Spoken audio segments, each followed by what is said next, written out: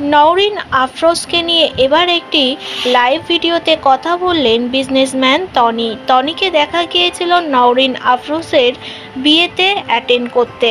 তবে নওরিন আফরোজের বিয়ের পর থেকেই শুরু হয়েছে তাকে নিয়ে কন্ট্রোভার্সি। কেউ বলছে তার জামাইয়ের আগে একটি বিয়ে ছিল, কারোর আবার মন্তব্য তার বিয়েতে কেন তার বান্ধবীরা এত বেশি সেজেছে।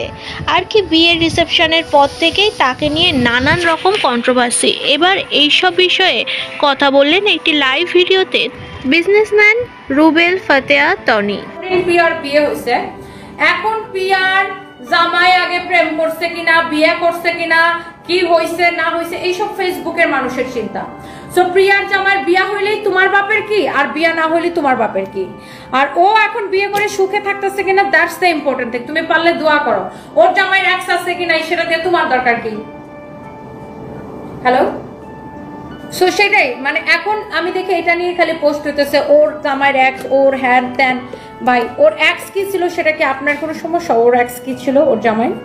ওরা বিয়ে করে সুখে আছে, মানে দুইটা ছেলে মেয়ে দুইজনই সুন্দর, স্বামীও সুন্দর, প্রিয়াও সুন্দর, দুইজন মানে দুই কাপল খুব মানাইছে, তাই না? ওদের কাপলটা খুব মানাইছে, সো ওদের জন্য দোয়া করেন, দ্যাটস ইট। এখন ওর জামাই বিয়ে হয়েছিল নাকি, প্রেম করতো নাকি, কি হয়েছে না হয়েছে সেগুলো জানি না, আপনার আমার কি দরকার? এগুলো নিয়ে এত ট্রল করেন কেন? এগুলো নিয়ে এত ট্রল করার কি আছে? আপনি না পিয়ার জায়গায় যেতে পারবেন, না সামিউলের জায়গায় যেতে পারবেন, সো এগুলো নিয়ে এত ট্রল করার কি আছে? তোমার এই স্ট্রং মেন্টালিটির জন্যই তোমাকে এত ভালো লাগে মিশা সুলতানা। সেটা আর ফেসবুকের এইসব আজেবাজে জিনিস আমার একদম ভালো লাগে না। কারোর মাথায় উঠাইতেও সময় লাগে না, মাথা থেকে নামাইতেও সময় লাগে না। মানে কেন এত সমালোচনা কেন? কি কারণটা কি? What's the reason?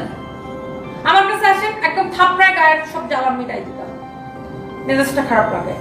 একটা মানুষের জাস্ট নতুন নতুন বিয়ে হয়েছে, জাস্ট সে বিয়েটা করলো, এখন আপনাদের সামনে এসে তার জবাবদিহিতা করতে হবে সে কেন এই ছেলেকে বিয়ে করলো, এই ছেলেকে আগে বউ ছিল, ও আচ্ছা প্রেমিকা ছিল, কেন ভেঙে গেল, ওই প্রেমিকার সাথে কয়বার বিছানায় গেছে, কি করছে না করছে, সব কিছু এসে আপনাকে বলতে হবে, আপনাদেরকে বলতে হবে। কেন?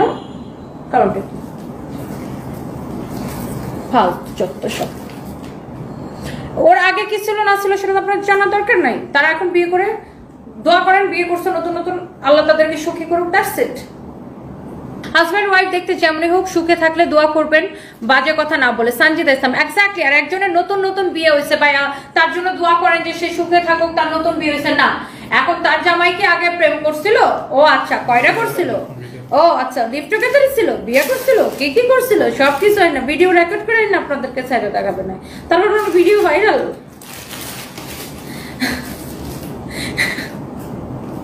By the way